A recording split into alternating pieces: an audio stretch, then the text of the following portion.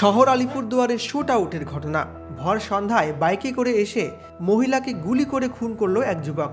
পালানোর সময় ক্লাস 9-এর এক পড়ুয়াকেও জখম করে সে। আর এরপরই স্থানীয়রা অভিযুক্তকে ধরে গণপিটুনি দেয়। হাসপাতালে নিয়ে গেলে আততায়ীরও মৃত্যু হয়েছে।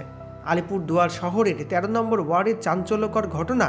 স্থানীয়রা বলছেন, এক যুবক বাইকে করে আলিপুরদুয়ার সমাজপাড়ায় এসে এক মহিলা যৌনকর্মীর মাথায় গুলি চালায়। এই ঘটনার পর স্থানীয়রা চিৎকার শুরু করে দেয়। আততায়ী যুবকের পিছু ধাওয়া করা হয়, আর পালিয়ে যাওয়ার সময় ফের গুলি চালায় দুষ্কৃতী। তাতে আরও একজন গুলিবিদ্ধ হয়। তখনই স্থানীয়রা অভিযুক্তকে পাকড়াও করে এবং গণপিটুনি দেয়। এদিকে গুলিবিদ্ধ মহিলাকে আলিপুরদুয়ার হাসপাতালে নিয়ে গেলে চিকিৎসকেরা মৃত বলে ঘোষণা করেন এবং যে গুলি চালিয়েছিল তাকে স্থানীয়রা মারধর করে পরে হাসপাতালে নিয়ে গেলে তাকেও মৃত বলে ঘোষণা করেন চিকিৎসক।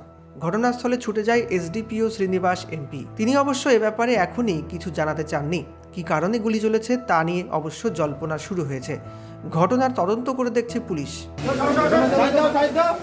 শোনা গেল কি হলো? আমি এখনই শুনলাম, শুনে তো হসপিটালে আসলাম। কি হয়েছে? মানে কোনো মহিলাকে কেউ গুলি করেছে, শুনলাম, শুনেই যে আসলাম আমি হসপিটালে। মানে কোথায় গুলি করেছে? এটা হলো সমাজ যৌনপল্লী সমাজনগরে। কয়জন ছিল? কিচ্ছু জানি না, এত কিছু আমি এখনো কিছু জানি না। কি শুনলেন? শুনলাম যে একজন মহিলাকে গুলি করেছে, একজন এসে বাইক নিয়ে এসে গুলি করে পালিয়ে গেছে। তাই শুনেই যে আমি হসপিটালে আসলাম। এখন প্রশাসনের তরফ থেকেও সব যাচ্ছে, আমরা ওইখানে দাঁড়িয়ে আছি, দেখছি কি হয়। কোনো কারণ জানা গেল? এইগুলো এখনো কিচ্ছু জানা যায়। ধরা পড়লো? এখনো সঠিক খবর কিছু পাওয়া যায়। ধরা গেছে? পাওয়া গেছে? যে ধরা পড়েছে, কিন্তু এখনো সঠিক আমাদের কাছে। যাকে মারছে উনি কেমন আছে?